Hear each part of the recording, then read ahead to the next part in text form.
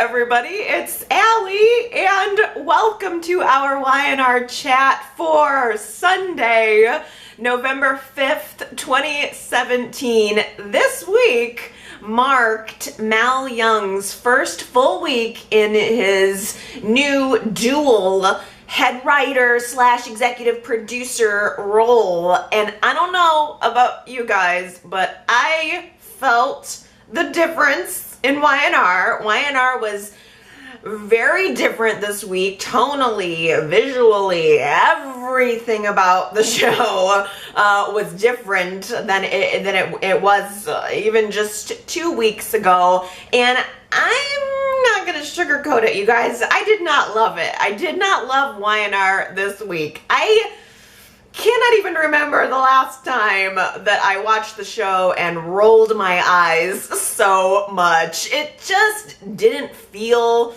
right. I mean, normally I like to keep things very positive. In 10 years of doing Y&R Chat, I have polished up some rocks just in the interest of staying positive and loving of the show. But I just, there are two things that I really don't like. I don't like horror and I don't like disaster, and I got both of those right out of the gate from Mal Young, and I'm not loving it. Everything about that fire, well, I should say nearly everything about the fire, was wrong. It didn't feel right. It was all heavy-handed. It was schmaltzy. It was unrealistic. There were character inconsistencies all around. I mean, look, you want to burn down the underground? Fine. Everybody knows I hate that set.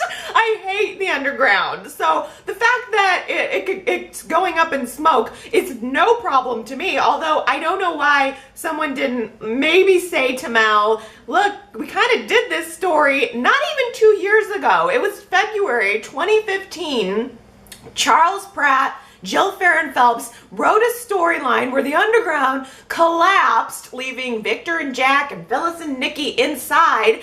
A few months later, it was restored to pretty much its identical original condition, and it needed to go. It was a set that needed to go. I don't know why. Here we are, not even 2 years later, kinda in the same place when you could have just made that set go away quietly. Oh no, we have to have something big, something major happen, and I'm just gonna hope, I'm just gonna hope that this whole underground situation was meant to be a big dramatic way of wrapping up some old storylines and creating some new ones as fast as possible, because I'm not impressed. I'm sorry. You know, I do like to usually keep things light. Maybe you guys loved it, and please, don't let me rain on your parade. I'm gonna be a little negative today.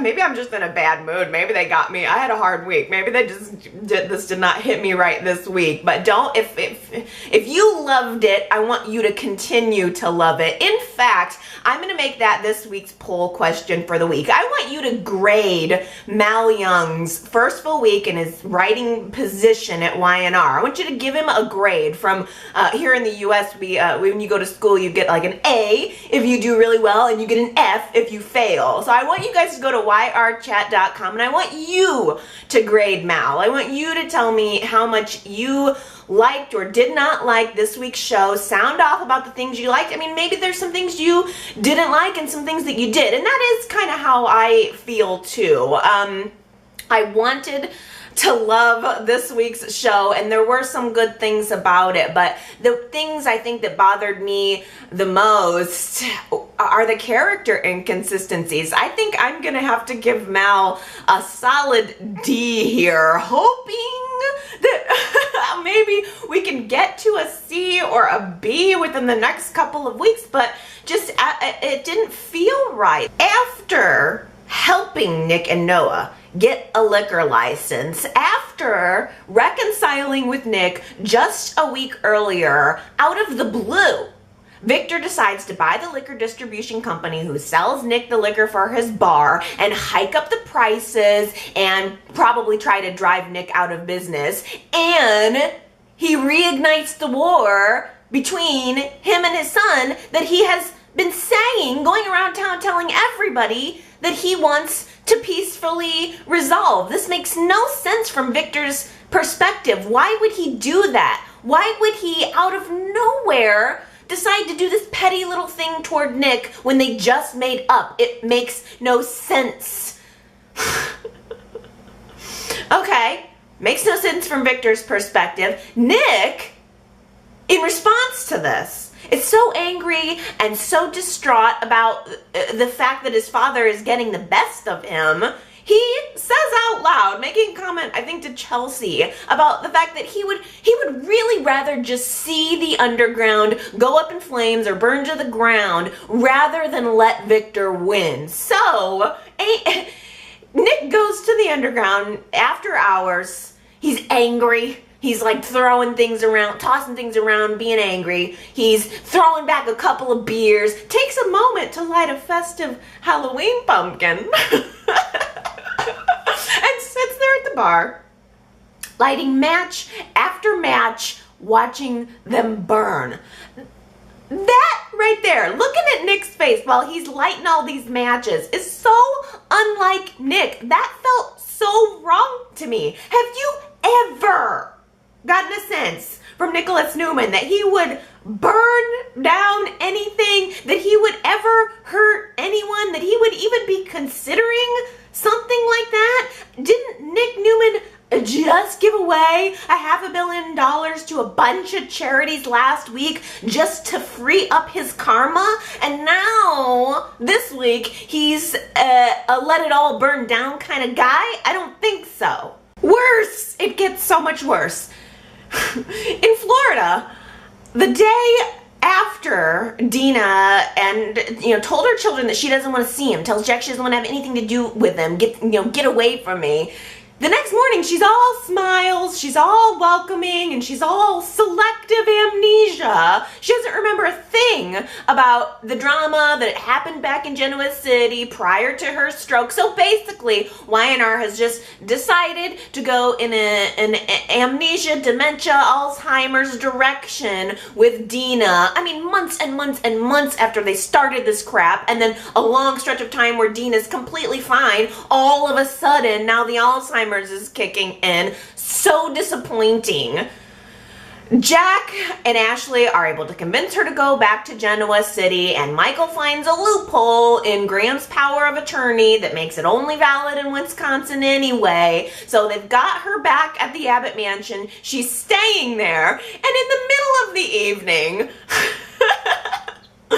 one unassuming evening, Dina decides to walk out the front door of the Abbott Mansion in her house slippers, presumably gets in a car or gets a driver or something to take her all the way to downtown Genoa City from the Abbott Mansion that's probably located on the outskirts of town, possibly in like some posh gated community.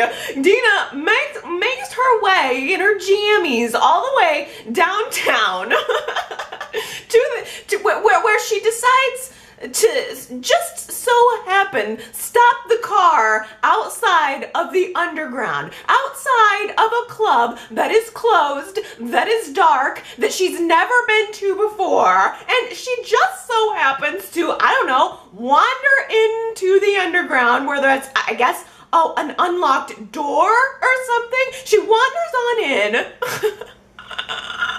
She fumbles around for a light. Oh, oops! Knocks over a kerosene lamp that just so happened to be sitting on the bar in a business where people are frequently drunk, that Nick just has a kerosene lamp sitting there. Who the hell has kerosene lamps at a bar? Oh, oops. I guess the bartender forgot to put those away before closing up. Dina sits down. Probably got her hands covered in kerosene, pulls out a crumpled up photo of Brent Davis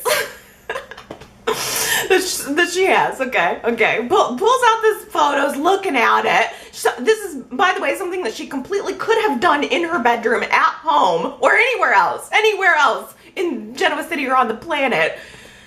She grabs one of Nick's matches, lights a teeny tiny little corner of Brent Davis's photo on fire, sets the photo down on the bar to just burn. Walks out the door, finds her way back home just fine, by the way. I mean, she probably will not remember a single thing about this, but she knows exactly where Jack lives. She was able to get back home, shuffle her way upstairs, back into her bed, completely undetected. Back at the bar, the burning photo of Brent, of course, ignites the kerosene that was spilled onto one corner of the bar top, and the entire bar top then goes up in flames, like all the way around in this dramatic square of flames swelling up. Like, I understand it was supposed to be a dramatic swell, but that moment looked really fake to me. Oh, that's not enough drama for you though, Allie? How about this? 3 children are trapped inside the burning building. Kane helps Charlie and Maddie throw what seemed like a perfectly lovely Halloween party at the Ashby house. I loved how Kane looked so proud of himself after he decorated the house. It looked like Halloween threw up in there, but it was cute, and it broke my heart to see how much effort Kane put into his decorating job, and the kids still thought that that party was lame. It was too lame to even stay there. I personally would have happily sat there next to Kane watching old movies with him all night.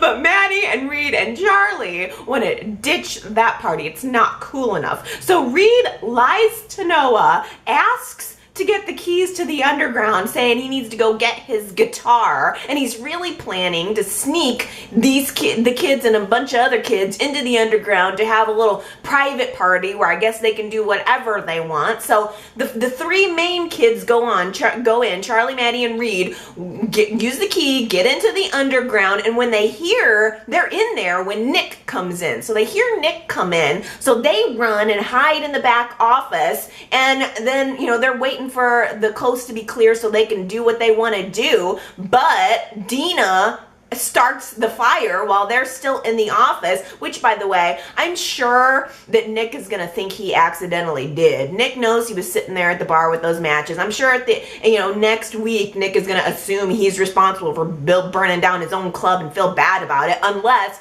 maybe in some little twist, maybe the teens will think that they accidentally burned it down because they lit a candle back in the office. I'm not sure. But when the fire goes up, the kids are trapped in the office. They try to leave, but the door handle is so hot, indicating that the fire must be right outside the door. Oh no. And so they can't go anywhere. They can't leave the office, and even if they wanted to, the door has expanded from the fire, so the door's jammed. Nobody can get out. They can't do anything except for like make phone calls to the outside world. All of it was supposed to, they're able to call and alert that there's a fire, and so then this dramatic firefighter scene outside develops with the firefighters swirling around, and it's like, oh, very high intensity, and the kids are calling anybody that they can think to call, all of their loved ones.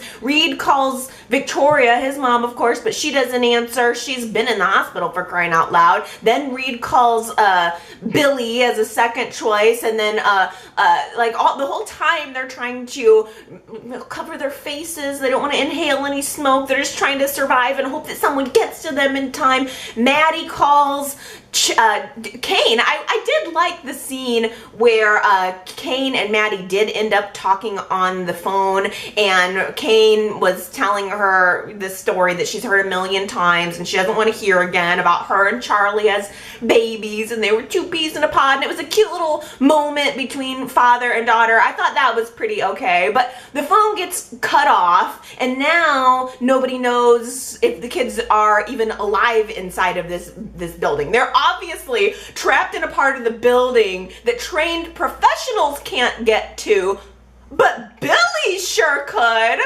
Billy shows up on the scene, and Billy's able to get to them with absolutely no problem. The hallway outside of the office is so engulfed in flames that door handle is very hot, but the hallway, as soon as Billy gets there, is completely clear. Billy was able to pretty easily get in there, open up the door, help the kids outside.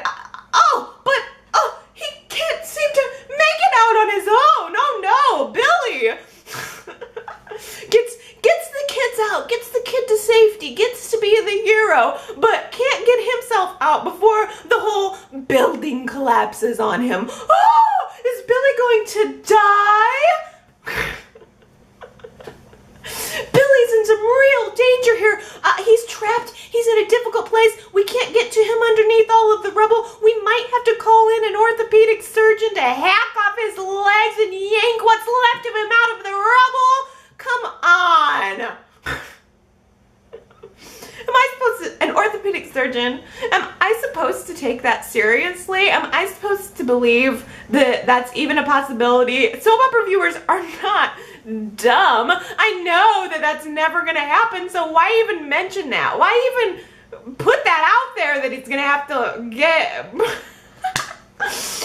amputated? They just lost me. They lost me so hard with that one. And they also, I know I'm supposed to be loving this, but there was these long ass chats that Billy was having with the firefighter who found him in the rubble and, you know, wanting to rescue him. And I know that it was supposed to be some kind of gallows humor, but it went on way too long. Like, stop flapping your gums, dude, and go get some more help, please. If it is so freaking delicate in there that you can't even make a move, nobody make a move or the whole thing could collapse, then how the hell are you gonna get your orthopedic surgeon in there? And then Jack shows up suddenly. Not Phyllis, not Victoria, not Ashley, but Jack decides that after months of fighting with his brother, after declaring him not part of the Abbott family, declaring him not his brother just yesterday, Jack decides that Billy is far too precious to lose. Jack tells the firefighter that he wants to risk his own life to go in and rescue Billy. Well, sure. Meh, why not? Go. You know what? Go ahead, Jack. Go for it. Have at it. I mean, like, obviously we firefighters are not doing our job very well, so maybe we should just let the guy's brother go in and give it a shot.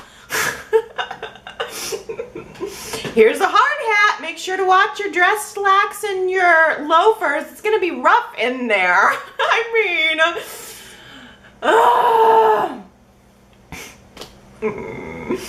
the building's gonna collapse any minute now, and they just let a civilian go in. It doesn't matter how big of a check Jack Abbott was willing to write the Firefighters Foundation. That was never going to happen in reality. And you know what I like in my soap opera? Reality.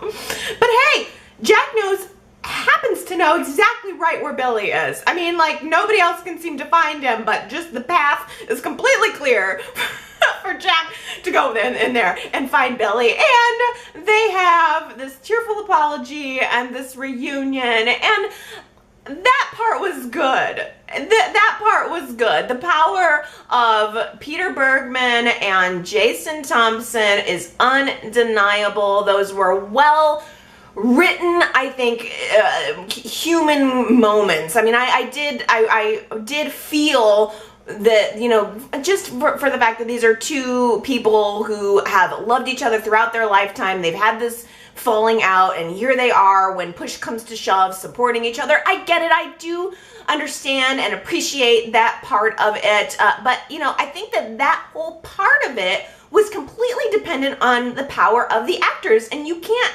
hang a show on the power of the actors week after week after week if the writing and the believability is not there. Like, I'm not trying to take away that those were tearful, wonderful moments that I think, you know, a lot of people probably did enjoy, but just, I mean, you can't do that every week. What are you gonna do next time? And there's also a part of me that it's like, it's all about those two actors, and I really kind of liked the rivalry that was going on between Billy and Jack. I was disappointed that even though these are great scenes of, of making up between Billy and Jack, like, I was kind of disappointed that now the rivalry's over. I mean, it was the one rivalry on the show that I was kind of getting into. Victor and Nick's rivalry does not work. It does not make sense. It just doesn't. They just don't pull it off. The two actors just they're just not pulling it off for me. Y&R should have let Victor and Nick stay at peace.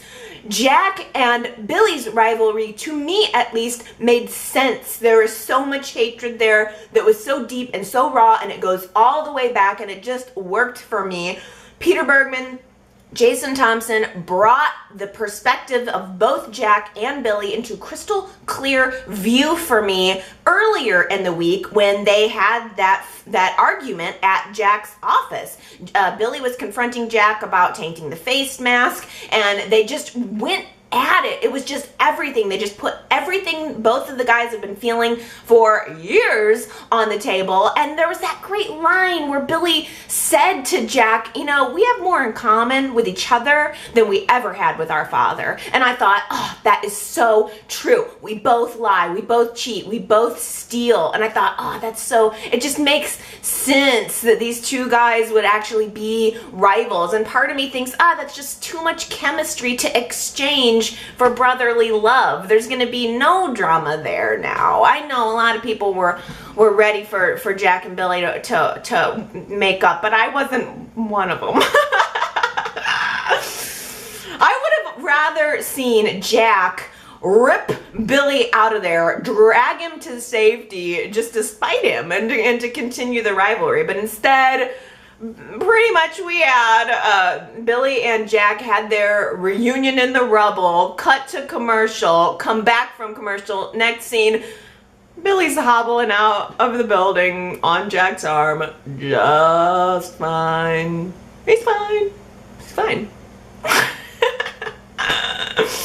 Next week, I don't know, maybe they'll even talk about it. I don't know if it'll ever even be addressed again. There's just part of me that thinks, oh, I guess he's just fine now. You want to know why? Because he was always going to be fine, because it was this false drama. It was just this created drama, and I didn't like it. It was all very disappointing to me.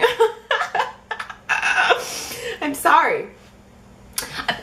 Again, I'm not trying to, you guys tell me what you think. Tell me, am I wrong? If I'm wrong, if you loved it and I'm being way too hard on it, tell me. Go to yrchat.com. I want you to give Mal Young his grade. I'm sticking with a solid D here. It would be an F if not for the potential that I'm giving him a tiny little bit of credit, hoping that he was just working on getting some stuff where it needs to be, fixing up some loose ends, and then maybe next week we can get into the kind of Y&R that I like to see. And it's all preferential too. I mean, it's just what does the majority of the fans want to see. I want to see sex. I want to see business. I want to see family drama. I don't want to see disaster. I don't want to see blood. And that's just me. I mean, I'm okay with a little mystery and stuff being sprinkled in there, but I just don't need this. I don't need this. Spend your budget somewhere else. Bring back some actors or something. I'm hoping that next week things are going to start to feel like home again. I want to feel like home when I'm watching my Y&R, and of course I'm just still waiting to find out the conclusion to this week's true epic cliffhanger. How long is Reed going to be grounded for? Jack did succeed in destroying Brash and Sassy. The poisoned face mask debacle has made it impossible for Victoria to make enough money to pay off her loans, so she has no choice but to consider taking on a partner, which means selling off part of the company. And who has the deepest pockets in town? She'd actually been kicking around the idea of selling part of it to Billy and forming a partnership with him, and I thought that would have been great. I was excited about that potential. Give Billy some ownership in a company, because he's never really had a permanent position in his own family company, but then it came to light through testing and in the rubble from Billy's lips that the reason the face masks were tainted was because he okayed the use of some shady manufacturers and using some shady ingredients, and in the rush to get the product to market, I don't know, whatever, they decided to use poison. I guess they had a choice to use regular herbs or poison herbs, and they decided to use the poison ones because it was cheaper. And so basically it was Billy's fault that Victoria got sick, and it was Billy's fault that her company failed, and Billy was barely walking out of the rubble before Victoria was smacking him and firing him for all of this. Even that also did not feel like Victoria. Victoria did not feel like Victoria to me also this week. It really rubbed me the wrong way. Did you get the sense from Victoria that when Billy came out of the rubble, he had this choice almost where Victoria and Phyllis are both standing there, and as the audience you're kind of wondering whose arms is he gonna throw himself into? And part of me thought, is Victoria just waiting to see whose arms he's gonna throw himself into to make the decision about what she's gonna do with Billy? And then when Billy chose Phyllis, is that when she made the decision to run back to Daddy and sell her company to him? The thing that really made my blood boil this week is the fact that Scott took a break from doing anything constructive to go to a Halloween party.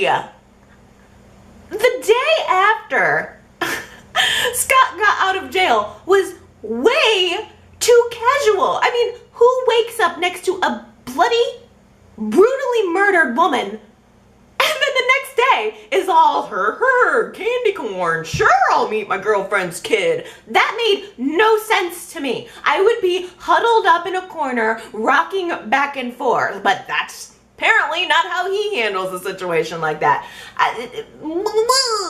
Last week I asked you guys if you felt that whole storyline was too dark for daytime. The majority of you said no. 53% said no, I think it's good.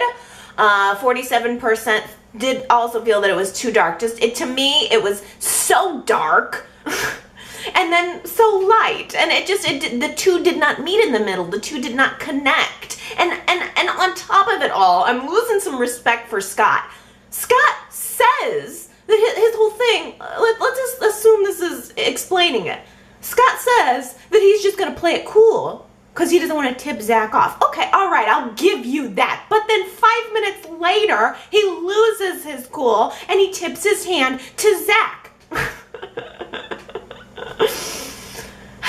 Then adding to the whole suspicion, right? Zach has been tipped. And then on top of that, Sharon and Tessa are both nervous around Zach now, and he sees it. You know, I mean, like, Scott tells Sharon all his suspicions. Sharon tells Tessa that Zach is the sex ring leader in exchange for information about him, and now they're both all nervous around him. So Zach knows. He knows that the gig is up. It was interesting to finally get the Chicago connection between Tessa and Zach. It's revealed that apparently Zach owned a chain of intimate massage parlors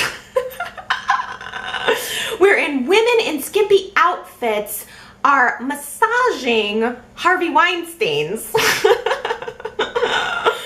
in Chicago. Tessa admits that she did work for Zach a little bit. She did give some massages, but she never prostituted herself. I don't know if I'm supposed to believe that, but she swears to it. And Zach had gotten kind of threatening with her, so she decided to get far away from that sort of thing. She didn't pursue it. Her sister wasn't so lucky. Her sister got roped into the whole thing, but Tessa did not.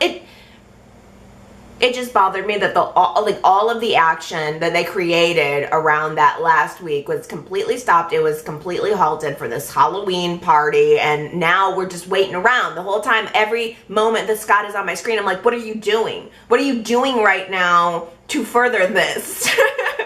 What are you doing to prove your innocence? What are you doing to keep everybody around you safe from this monster who would just kill a woman and try to frame you for it? I mean, all you're doing is giving Zach more time to make a move. And Scott, at the end of the week, as the Halloween party started to wind down, finally dawns on him, even though we know Abby's in immediate danger right now. But it finally dawns on Scott that, you know, Zach could maybe target his girlfriend. He could maybe target Sharon and Faith. Yeah, he could. All the while you're sitting around with a butterfly painted on your face, waiting for it to happen. I knew something must have happened between Mariah and Tessa, because before I even had a chance to watch the episode, I'm getting flooded with website comments from random angry Y&R fans doing internet searches, finding Y&R Chat, and wanting to tell us that they've been watching the show since 1902, and now they have to stop watching it because of the terrible lesbian.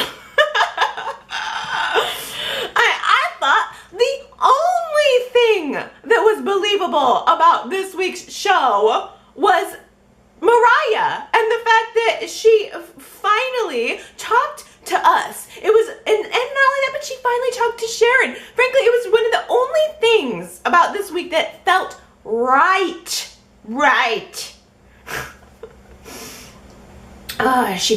Mariah finally opens up. She's in the process of realizing herself. And she finally opens up to Sharon, talks through her feelings with her. And when Mariah is saying all of these things, I can't help but feel for her. She's saying to Sharon, Devon is everything that a woman could want, so why don't I want him?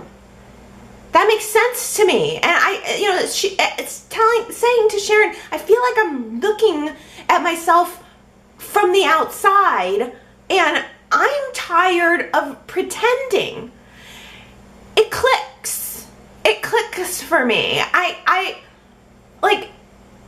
It's not even just a story about sexuality. Take that out of it.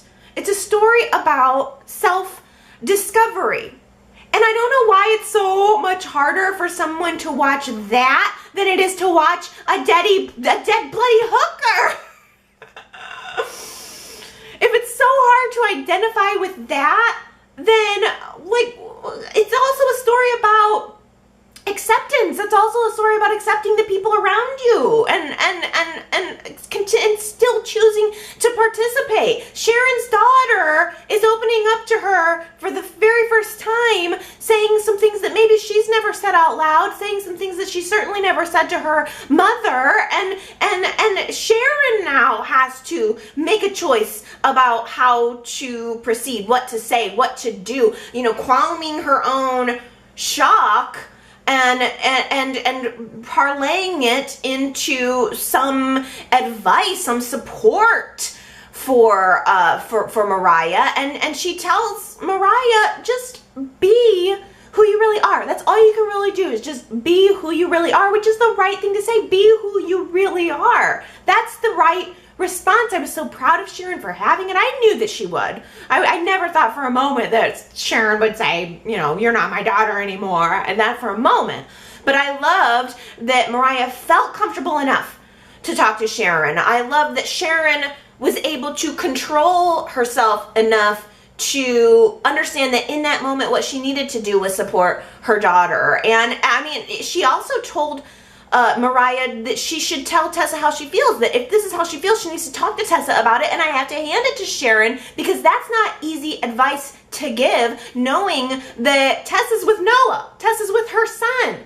So knowing that one of her children is going to be hurt either way, I'm sure that Sharon is not going to be quite so friendly to Tessa the next time she sees her. Because as Mariah told Sharon about the fact that they already had kissed, Sharon wasn't too happy at the idea that this girl's kissing both my son and my daughter. I mean, but still, Sharon rose up and tried to be a mother in that moment. She encourages Mariah to talk to Tessa. Mariah does. Mariah goes to the coffee house. She finds Tessa, who's very busy but sitting there. Finds her at the coffee house, wants to talk about everything, about the feelings, about the kiss, what it meant. And although Tessa does agree to talk openly about it, she again shuts it down from going any further. Tessa pretty much says, yes, look, the kiss, I was there for it. It meant something to me. We have a connection. I care about you. But the kiss was a moment that has passed. I want you as a friend. I care. I value you as a friend, but that is what we can be right now. And the thing that I guess I found weird was the fact that Mariah kept pushing her. This is now the second time that they've kind of talked about it, and Tessa has said, I'm with Noah. I'm with Noah. I am with Noah. Why doesn't Mariah understand that? She keeps kind of pushing it, and it seemed to me that Mariah was perceiving what Tessa was saying as Tessa being selfish for wanting to continue the friendship, when it didn't come off that way to me. I don't think Tessa, I know I've been viewing this differently than other people, but I just don't think Tessa has really done anything wrong by Mariah. I think she participated, she let herself kind of get caught up in a moment that felt very right in the moment, but then Tessa made her choice. If it were a man and a woman, it would be the same. It's just like, well, it's not gonna work, and she's told you that. So I kind of have a feeling like the way Mariah kind of stomped off, and she seemed to sort of say, well, I don't want to be friends then. I want more, and if we can't be more, then I don't want anything, which is legitimate. That's totally valid. If that's what Mariah needs, if Mariah needs to not be friends with Tessa in order to save herself, then that's okay. That's perfectly legitimate. Mariah maybe has got some work to do on her own in terms of, understanding who she is, coming to terms with it, and then pursuing a lifestyle outside of that. Tessa's not the only fish in the sea. A lot of people want someone that don't want them back, but I kind of wonder if now Y&R is getting ready to ditch Tessa based on Mariah's reaction to the whole thing, and it just seems like Tessa's a little different now this week. Tessa did say something to Mariah about, well, there are some things in my past that I can just never tell you. I can never tell you about them because I care for you, and this is just how it has to be right now. Almost indicating that there's more to Tessa's story, and that maybe she would get involved with Mariah if it weren't for the more to Tessa's story. It's got to be more than the massage parlor thing. I mean, that's not as big of a deal, I guess. I'm not sure. I just keep thinking that we're going to find something out about Tessa that's going to turn everyone against her. Like, maybe Tessa's going to be on her way out, and this is part of storyline cleanup. Like, I don't know. Like, maybe Tessa would have gotten involved in a relationship with Mariah, but she's too busy grifting Mariah's brother right now. It's Halloween. I love Halloween. So of course I loved looking at the few costumes that we got. And I really thought a fun costume combo was Mariah and Devon. Mariah was giving you Madonna, and Devon was giving you Michael Jackson. I thought, well, that's an interesting choice. But then I remembered that I saw a commercial that CBS had that Michael Jackson Halloween special. I don't even know what it was. It seemed like it was animated. It blipped up on my radar, and then I kind of realized, oh, okay, that's sort of a tie-in. We want to promote the Michael Jackson right now so we can get more viewers for our Halloween special. But I thought that they both looked great, and I was happy that Mariah had that crimpy hair for the scene between she and Tessa, because it looked really good. Mariah looked really, really pretty in that scene too. And then Tessa and Noah were basically like vampires. I was getting a Lost Boys vibe, I guess, from Tessa and Noah. It didn't play real obvious. They must look like bad, naughty vampires. Which again is something I feel like visually Y&R is trying to cue us that Tessa's not a good girl. Like, she's dressed in all dark and, you know, I feel like the winds of change are blowing there.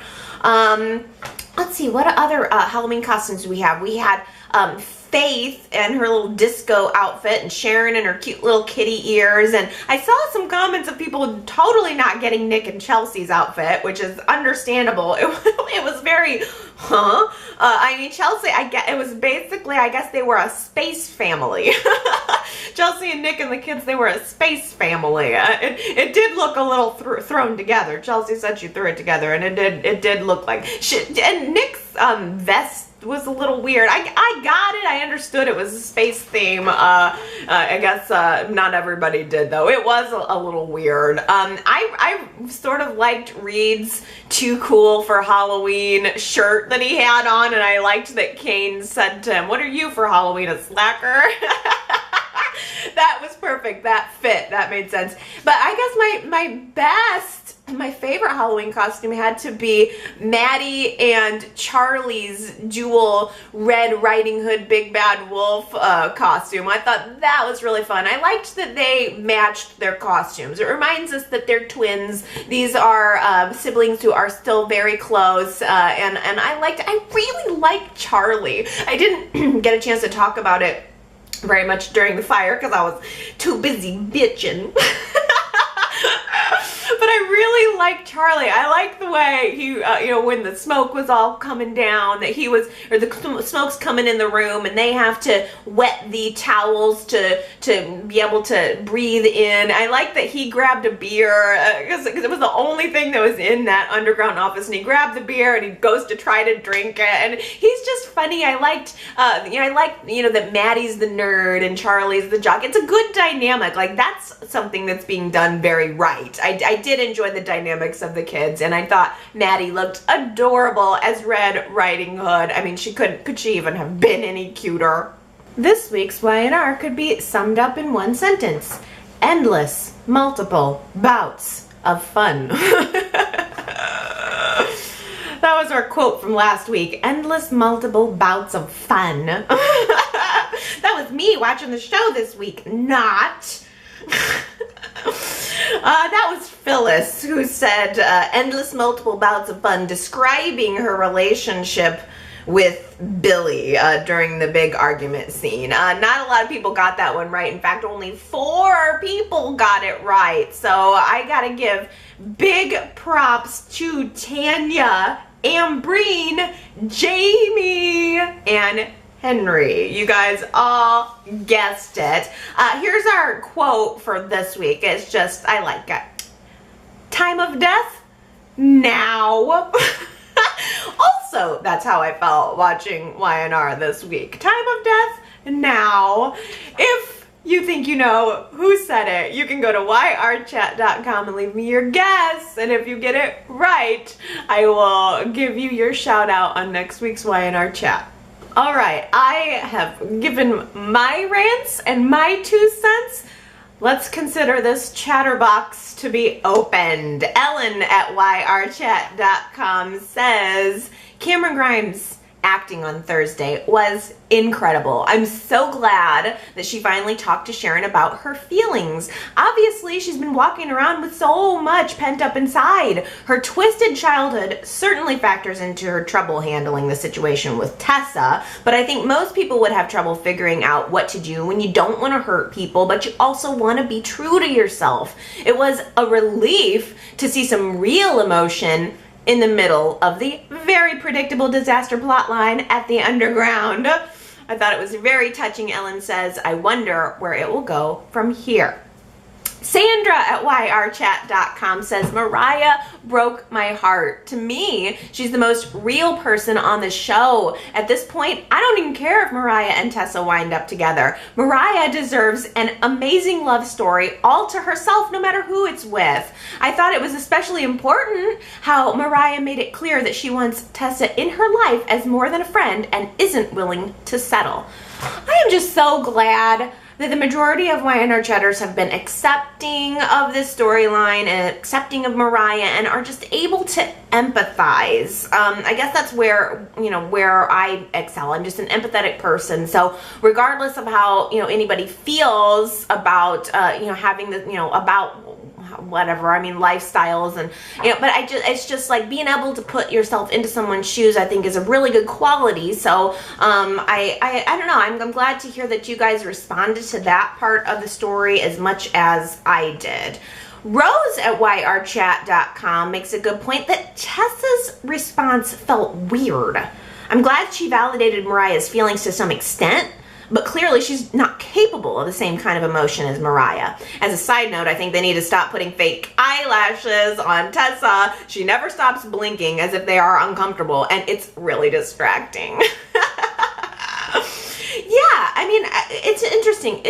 Tessa seems not capable of returning the feelings, and that's not unusual. That's not that unusual. If you plucked out Tessa and put a man in her spot, it's the same thing. I mean, like, she just, obviously Tessa does not fully return. If Mariah were sparks, fireworks, everything to Tessa, or in the same way that Tessa is that to Mariah, then they'd be together. But they're not, so they're not. And I agree with what Sandra said too. I mean, let's focus on Mariah. I kind of feel like the response that Tessa had it's just a signal that she's on her way out, and I have noticed the eyelashes thing too. Lots of young women wear fake eyelashes these days, and it's very obvious. I don't know. Yeah, I agree. Diana at YRChat.com says, I felt so sorry for Dina when Jack told Dina that Graham didn't want to see her again. The way she fell under the couch after hearing the news, because she probably felt weak in the knees from hearing that devastating news, you felt sorry for her in that moment. And I was upset with Jack for telling her that, even though I know it was told to her for her own good. I like that you mentioned that, Diana, because I just kind of skipped over that part of it. But I mean, I'm not sure if that's going to somehow tie into Dina's frame of mind when the whole fire thing happened. But it was an emotional moment. And what does it mean for Graham? Graham has not followed her back to Genoa City. She's now been told that Graham no longer wants to be her friend. And it was very sad to see her reaction there. Are we done with Graham though? Does that mean I kind of wonder? It seems, and we made Graham a bad guy a couple weeks ago, and now this, and I wonder, is he gonna come back? Is he gonna follow her, or are we going in a different direction? Like right before Jack took Dina out of the hotel at Florida, Graham was like, you know what, good luck with that, you can be her keeper. Even though we've never seen any indication that any of this has happened before.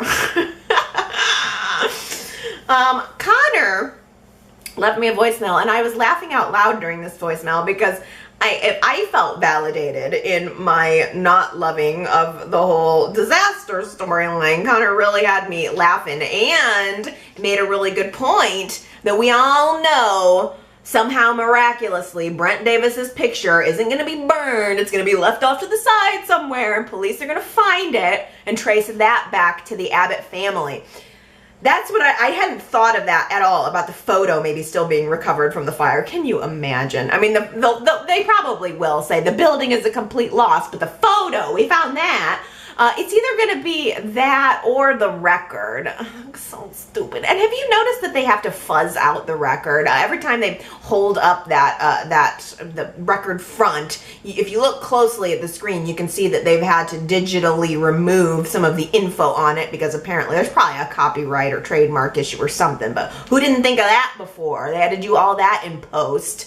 Not brilliant and distracting. I don't know, maybe you guys didn't notice it, but the record was playing when Dina was there, or it was on the record player, and then she grabbed the record, took that with her to the underground. I thought that the record was going to be left at the underground in the fire, but then when she came back, she puts it back on the record player. Jack did notice it was gone. That's kind of weird. And then it reappeared. I don't know what they're going to do with that, but you're probably right. If the photo's what's left behind, then that's probably what they're going to focus on. Again, Nick's going to think he did it, or the kids are going to think that they did it. Dina's not going to remember it, except who knows, maybe she'll put together the pieces when she comes through. I'm not looking forward to an Alzheimer's storyline. And again, this is the other thing that I don't like in soaps. I don't like medical drama. Like, all of these things are very CBS. That it fits in with the CBS's other lineup. They love, like, police dramas and medical dramas and all, you know, all the heightened disaster stuff, and horrors are very big right now. So it fits in the landscape of CBS and probably within the landscape of what other people like to see. It's just not what I like to see. And I'm not looking forward to the sad. I like Dina, and I'm not looking forward to being sad about seeing her with Alzheimer's. Bummer. This is the thing. It's like with This Is Us. I watched the first 2 or 3 episodes and cried at every single one of them, and I'm like, I can't do this to myself. Like, there is enough sadness in the world. I need to keep it tight. That's the flip side of being an empathetic person. It's like, I feel everything, so I'm not looking forward to feeling this and going through it as if I'm there. Can we have something happy, please? Please, something next week happy. I know a lot of people were happy about the Jack and Billy feud being over. Ellen, also at YRChat.com, said, let's end the Jack and Billy feud. Jack needs to hate Victor for losing Phyllis, not Billy. Very good point. Robbie at YRChat.com says, I've never connected with this version of Billy. The actor is definitely talented, but for some reason he's never felt like Billy to me. But with that said, I damn near cried from his scenes with Jack in The Rubble. When Jack said, I'm here, buddy. Nothing but waterworks. It's the power of Peter Bergman. I mean, he was excellent. The actors were excellent. I'm in no way taking that away. T. Nicole at YRChat.com says, I understand that Billy and Phyllis were fighting, but Jack seemed like the only one who was truly devastated that Billy was stuck inside. I know the others were concerned, but I thought for sure Phyllis and Victoria would be more hysterical and crying. For the time, Phyllis didn't even know Billy was alive. I thought there would be more emotion from her. As for Victoria, you have no clue if your children will lose their father? I thought there would be so much more scariness, sadness, and fear from them. At least Billy got his brother back. Totally agree. The reactions outside of the fire, it just like, Phyllis seemed not moved. Victoria she had so much don't care in her that she would smack him after he just got out of a life and death situation. Why was there no, like, the whole thing that Jack had, that whole realization that Jack had, where family's more important, people are more important, why was that absent from Victoria completely? And as far as Phyllis is concerned, yeah, I didn't get the impression that when she left town she was gonna break up with Billy. I thought she was just taking a moment, and then when she comes back, I would have expected her to be in tears. And yeah, there was that vibe between them of like, yeah, tell him he's got to get out of there. You know, Phyllis is gonna be strong and whatever. But yeah, it was. How am I supposed to believe that it's as dire as it is, and there was no tears on the outside of the building except for Jack? Jack is the only one, the least likely one, to be crying over Billy, and it was, and he was the one that was crying. Consuela at YRChat.com also hits on something I didn't get the chance to talk about, that Kane might be softening up toward Billy here soon. Even Kane looked worried. Even Kane looked worried for Billy when the kids told him that he was the one that saved them. Yes, even Kane. I'm wondering if that's gonna heal the rift that existed to heal the rift between Kane and Billy, the fact that Billy saved the children. But now we've got Victoria on the other side of that. We still got the rift between Kane and actually between the Ashbys and Victoria, because of course the Ashbys are blaming Reed for having the key that let the kids in, and so it's all Reed's fault. I'm sure Reed's gonna get his ass grounded next week, but it pits Victoria against the Ashbys once again. And they also, I have this feeling that after the kids were rescued, I thought, oh, this is going to be something that Lily and Kane are going to bond over. They even come back to the house and they're talking about how glad they are, everything is okay, and everything feels different now. And you see this little twinkle of hope in Kane's eye, that they're so happy that they're bonding. And then Lily says, yes, all of this bonding will really help us get through the divorce. Well, that's disappointing. Like everything else.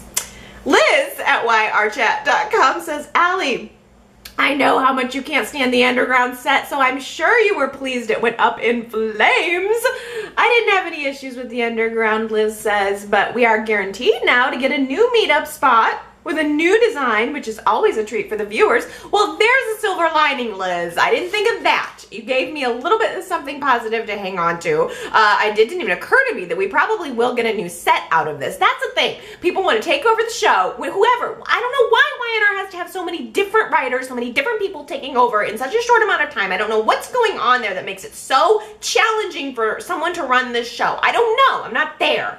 But when we get someone new, they want to blow things up. They want to create new sets. They want to build something new. So you are right. We probably are going to get something new out of this. It better be excellent. Anna left me a voicemail saying, Allie, did you notice the little personality shift that Jordan had this week? Oh, yes, I did. Oh, yes, I did. Hillary and Jordan had their argument this week at the bar, and it was, yeah, obvious. It was obvious to me, too, that Jordan is a little different now. He's a little darker now. He was talking to Hillary, just being more kind of dominant with her, I guess. He tells her, you know what, you're just all hairspray and nail tips. That does not even sound like something Jordan would have said 2 weeks ago. What happened to Mr. Jordan, Mr. Nice Guy, Mr. Okay, I'll just be friends with you, Lily? I mean, he's been bumbling along through town being Mr. Nice Guy since he's been on, and now all of a sudden, in one moment, oh, we're seeing little hints of him being a jerk. I think absolutely we're going to see Jordan go down. I think they're getting rid of people or tweaking characters at this point and deciding to make people bad. He got a drink in the face from Hillary, and then in the preview of next week's show, Hillary is telling Chelsea that she needs to be reporting the facts. I'm sure that has something to do with Jordan. I don't know exactly specifically what it is, but I've been predicting that he had some sort of connection to this sex ring. I still think that's a very strong probability. Cannot be a coincidence that he took nudie photos, and now we're going with this like intimate massage parlor / sex ring thing. Get us out of this. That's what I want, out of this. But not everybody felt that way. I think some people have seemed to like and respond to the whole sex ring thing. But I want to present this view from Diana at YRChat.com saying, I wonder if Nick's comment to Scott was foreshadowing that he may be a bad guy after all. Nick told Scott that he has everyone in the family fooled but him. I'm going to pause there for a second on that comment because somebody else said that too, that maybe we're going to see the end of Scott. And it's certainly a real possibility. You don't know. New writers, we don't know who's going to take over, what they're going to choose to do. But you are right in honing in on that Nick has now said Scott seems like a bad influence. I don't know if Scott's going to unwillingly rain down some hell on Sharon and Faith and tick Nick off and reunite Nick and Sharon in the process. That's probably actually what it's going to be. As to whether or not Scott is going to stay on the show long term, I don't know. I mean, who knows what they're going to decide to do. Diana also goes on to say, I would like to see Zach redeemed and made a good guy. his acting is very believable as a bad guy. I'd like to see he and Abby possibly make things work.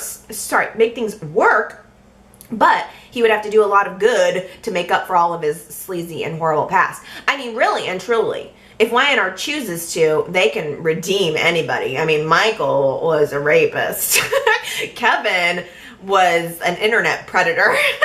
And they went on to be on the show for a very long time. So certainly they could do it if they wanted to. But I also really did like this comment from Gary, because I hadn't quite thought about it this way. I don't know why this didn't occur to me, but Gary says, to stop Scott's magazine article, wouldn't it have been easier for Zach to just kill Scott instead of taking it out on poor Natalia? Wouldn't that have better served his purpose, or did he feel it would be too messy? I don't know. That's a good question. It's another roundabout thing. Why doesn't Zach ever come after Scott directly? Why would he kill one of his people? It's roundabout. It makes no sense. And also regarding Zach's redeemability, Gary made a very good point that it is going to be a character that's very difficult to redeem because of the nature of his transgression against these young vulnerable women, which Gary makes a good comment. It says something about how Zach views women. I mean, he can't possibly like women if he's prostituting them out, so how can he really have any kind of true love for Abby? I mean, I think that if Zach is a character that is going to be redeemed, they would have to do it on a long term, on a long run. I don't think it's possible. I'm not sure it's possible that they're going to do it soon with Abby and Zach, and just knowing that Abby's going to be going off this show. We saw a preview for next week's show where Abby is telling Zach that she wants to move in together. Maybe somebody should, like, tell her what's going on with Zach. That might, before she moves him on in, can somebody give her a heads up? It's okay to tell Tessa, but it's not okay to tell Abby? Are they thinking that she's not going to believe them? Why don't you tell Victor? Tell Victor about your suspicions so that he can help Abby. Why are we leaving Abby out to dry? I am working hard to contain it, and it's still getting out. Tony left me a comment at yrchat.com about last week's poll and the darkness of daytime, and I really like this this comment. Tony says there used to be a lot more dark storylines. Phyllis ran two people over with a car. Michael stalked Christine. Paul forced himself on Christine. Sharon killed a guy. I mean, there's so many other stories on the show that have been very, very dark. Tony says those stories are awful, but we all know their stories, and some of them are more interesting than product placement on Fenmore's shelves. Very good point taken. It boils down to what kind of show you want to watch. What is it that you want to watch? What compels you as a viewer? Just a little anecdote I wanted to mention. I'm a work from home mom, and my daughter is 10 months old now. She's just starting to get into things. And I'm trying to do my job. So I didn't want to do it, but 1 o'clock rolls around and I'm dying for some kind of distraction for this child so that I can do some work. I sit her down and flipping through the TV channels, which I never do. I don't just watch TV. I don't usually have the TV on, but I'm flipping through and I'm like, all right, fine, Days of Our Lives. My daughter, watch Days of Our Lives. It will hopefully keep you calm. It's not, it's a good starter soap. I mean, eventually, as she cuts more teeth, we can get her into the Y&Rs. I'm not even kidding you guys. I sat her down 1 o'clock. I felt terrible. I feel like this is bad mothering, but I sat her down at 1 o'clock, and this kid, she never watches TV. She will not watch children's shows. I have tried in the past to get her to watch, PBS or whatever the kids shows on. She wouldn't do it. I sit her down at 1 o'clock to watch Days of Our Lives. She's still watching it at 1:45. I'm like, well, there you go. I mean, Days of Our Lives, it's for babies, apparently. I don't know. But I wonder if she has some sort of innately drawn to the beats of soap operas, the conversational tones and the music swelling. I wonder if she's attracted to that normally. Not normally, but naturally. I can't be having baby and Y&R at the same time, though. I have to focus on Y&R. Y&R is serious business. for me. So I can't have her watching Y&R because I have to be, you know, watching her at the same time, and I'm not having it. So we'll cut her teeth on Days of Our Lives, and we'll work her up to maybe Bold and the Beautiful, and then we'll get her on Y&R. But I'm mentioning it because the thing is, I've always kind of not been into Days. I watched Days of Our Lives in the 90s. So I know Marlena and John, and I was watching during the whole Exorcist thing in the 90s. I know Lucas, I know Sammy. It was kind of nice to turn on the show and still see some of the old characters. You know, I mean, I was watching when Will was born, and now, you know, he's coming back on the show. So I mean, it was, you know, I've been kind of down on Days in the past, I know, but the flip side of the fact that my 10-month-old now watches Days of Our Lives is like, for the first day she watched it a couple days this week. First day she watched it, I was like, whatever, watch Days while I do my job. And then, like, by the third day, I found myself, like, peeking around the corner. Like, okay, what's going on now?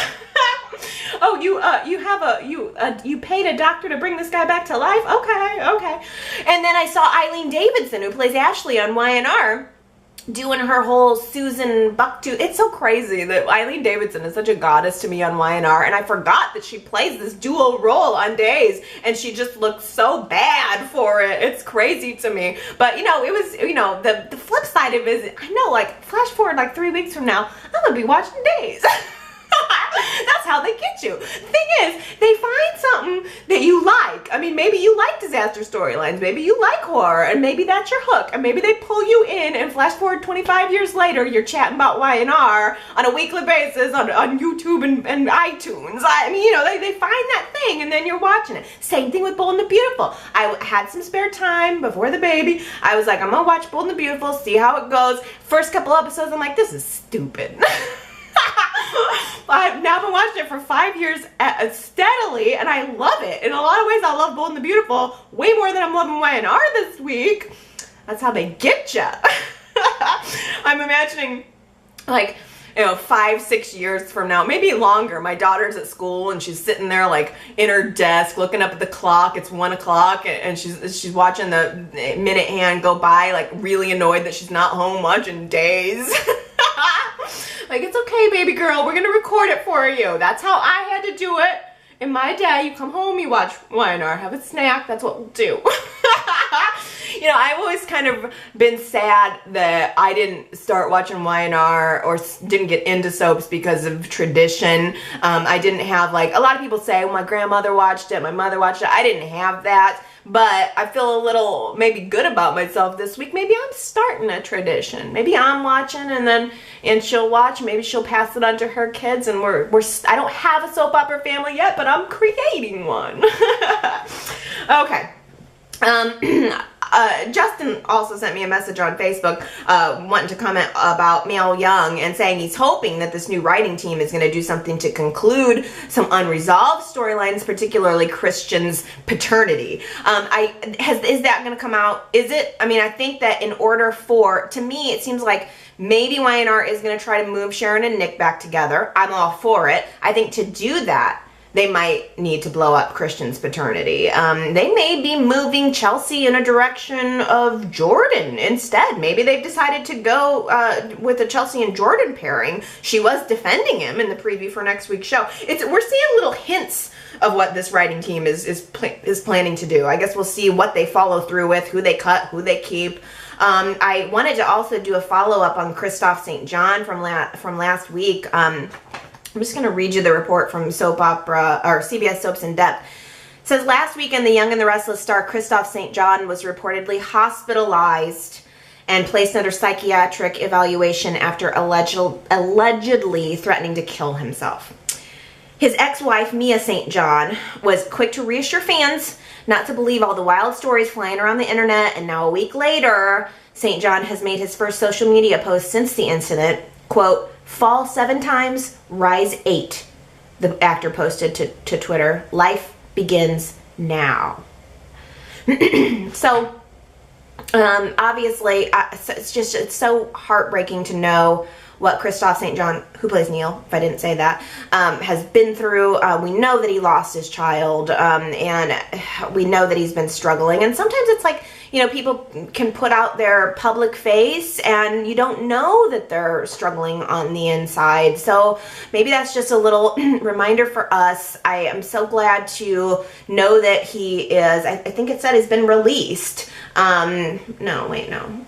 I'm not sure if he's been released or not, but it sounds like he is on his road to recovery, and I hope that he takes his time, gets what he needs first. That's, you know, that's the other thing. When something happens, you tend to maybe put other people first and you don't take care of yourself. So I hope he continues to take care of himself. I will look forward to seeing what he brings onto the show in the future, though, too. And just ending on another positive Young and the Restless story that a couple people emailed me about Thad Luckenbill returning to Y&R as JT. Here's the soap opera article. I always say that. CBS Soaps in Depth article saying, a familiar face is coming home to Genoa City when Thad Luckenbill returns to the Young and the Restless as JT Hellstrom in the episode scheduled to air on Tuesday, December 12th.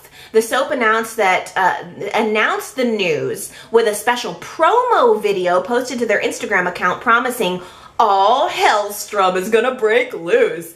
Luckenbill's JT says in a voiceover, sometimes after you leave, you realize you're not done with what you left behind. So we've got that to look forward to in December. I watched the promo. You should watch the promo. Just go to Soaps in Depth and find it. You'll see it right there on the front page. And so it's like JT sitting on a chair in like with darkness around him, and he's coming into light. And it seemed like we were seeing a very interesting, very confident, maybe even gritty version of JT. I don't know what they're gonna do with him. We know he recently is in the process of divorcing Amelia Heinle, who plays Victoria. So that's gotta be awkward. You divorcing your husband and he comes into your job and gets a role, and everybody's so happy about it. They're promoting it even with a promo video. I mean, I don't know if that's gonna be awkward for her, but I think it's gonna be great for the fans. I'm very interested to see where Y&R is gonna go, what they're gonna do with this.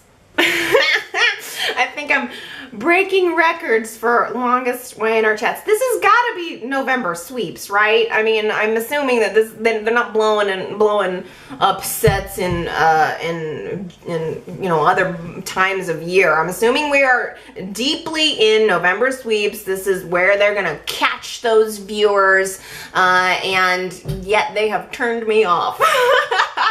I mean, for however many viewers they are catching, I am telling you right now, they are turning me off. That doesn't mean I'm going to stop watching, of course. I've been watching the show since 1902, and let me tell you, it's real hard for me to watch these stories. I might have to stop watching.